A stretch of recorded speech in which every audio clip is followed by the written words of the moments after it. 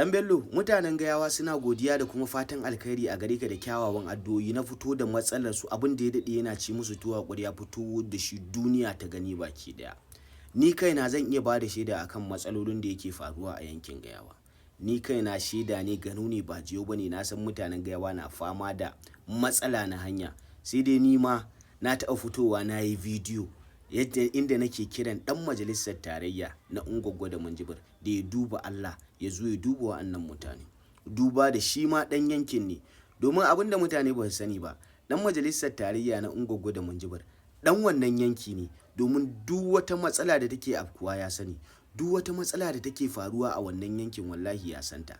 Alhamdulillahi, ba abin da zamu ce mai girma gwamnan jihar Kano sai dai godiya.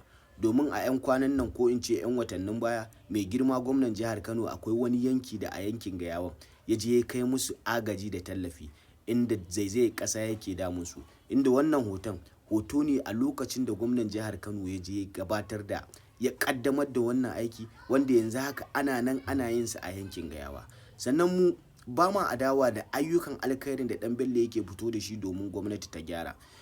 Adawan mu ɗaya da Danbello shine in yayi wani abu wanda ba daidai ba ko kazafi, shine za mu fito mu nuna al'umma cewa wannan abu ba daidai bane. Amma duka wannan abu da Danbello yake yi, abu ne wanda yake yi akan daidai, abu ne wanda mu ma muna jin daɗin sa, domin matsalar talakan Najeriya, ko in ce muku matsalar talakan Kano, matsalar mu ce baki ɗaya. Allah ya taimaki mai girma gwamnan jihar Kano, Allah ya taimaki Danbello, Sani wakili dan majalisar Ungwaggo da Minjibir.